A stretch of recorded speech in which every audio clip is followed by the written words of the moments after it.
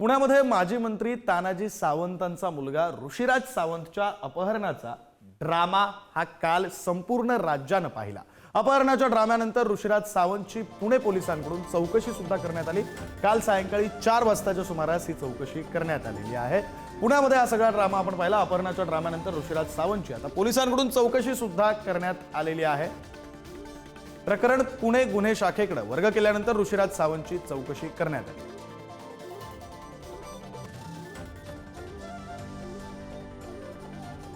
तर नेमका हा सगळा काय प्रकार घडला होता आपण त्याच्यावर सुद्धा एक नजर टाकूया। ग्राफिक्सच्या माध्यमातून आपण पाहूया नेमकं काय काय घडलेलं होतं। माजी मंत्री तानाजी सावंतांचा मुलगा असलेला ऋषिराज सावंत याचं अपहरण झाल्याचा दावा करण्यात आला। सुरुवातीला काय झालं तर त्याचं अपहरण झाल्याचा दावा करण्यात आला।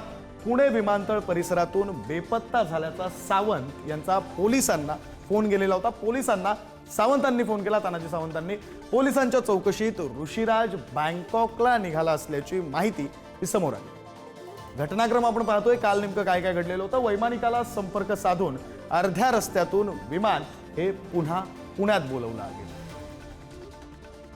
ऋषिराज सावंत यांच्यासोबत त्याचे 2 मित्र सुद्धा होते।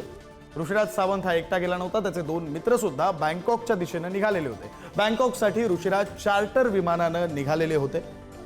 हे तिघही मित्र चार्टर विमानानं बँकॉककडे निघालेले होते। ऋषिराज सावंत यांनी 68 लाख रुपये खर्च केल्याची माहिती आहे। ऋषिराज बँकॉकला का निघाले होते याची पोलिसांकडून सध्या चौकशी सुरू आहे। आपले प्रतिनिधी बालाजी पोद्दार आपल्यासोबत जोडले जात आहेत। आपण त्यांच्याशी या संदर्भात बोलूया। पुण्यामध्ये काल नेमकं काय काय घडलं होतं आपण बोलूया।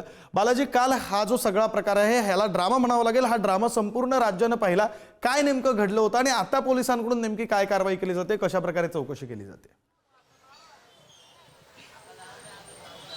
विक्रांत, हा खरं तर ड्रामाच होता, कारण 4 तासामध्ये ज्यावेळेस आमदार तानाजी सावंत यांनी पोलिसावर दबाव आणला आणि अपहरणाची केस जी आहे ती दाखल करून घेतली, त्यामुळे पुणे पोलिसांना जे प्रायव्हेट जेट आहे ते जेट परत बोलवता आलं। ते कुठेही लँड झालं नाही, ते परत पुण्यालाच लँड झालं। खरं तर तो बँकॉकला जाणार होतं।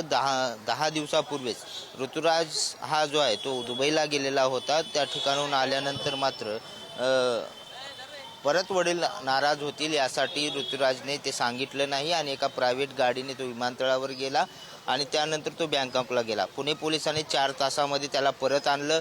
पुणे पोलिसांनी पुणे विमानतळावर त्याची चौकशी केली। हा सगळा घरगुती वाद होता, त्यातून हे सगळं प्रकरण समोर आलं। मात्र असं काही दाखवलं गेलं की खरंच त्याचं अपहरण झालं, कारण त्याच्यासोबत जे 2 मित्र होते ते 2 मित्र त्याचेच मित्र होते आणि त्या तिघांनी मिळून एक प्रायव्हेट जेट आहे ते बुक केलेलं होतं आणि ते जाण्या येण्याचं सुद्धा बुक केलेलं होतं। त्यामुळे 68 लाख रुपयाची जी किंमत आहे ती त्याची होती आणि ते सुद्धा भरले असल्याची माहिती आहे। त्यामुळे पुणे पोलिसांनी या संदर्भात सावंतांच्या कुटुंबियांना सुद्धा विचारलं की तुमची काही तक्रार आहे का, तर त्यानंतर चौकशी झाली आणि त्याला घरी सोडण्यात आलेलं आहे आणि अशा प्रकारे हा ड्रामा जो आहे तो 4 तास चालला। त्यानंतर मात्र हा सगळा ड्रामा संपला असंच म्हणावं लागेल, कारण आता कुणाचीही या संदर्भात कुठलीही तक्रार आतापर्यंत पुणे पोलिसांकडे आलेली नाही। बरं, धन्यवाद बालाजी दिलेल्या या सगळ्या तपशिलांसाठी।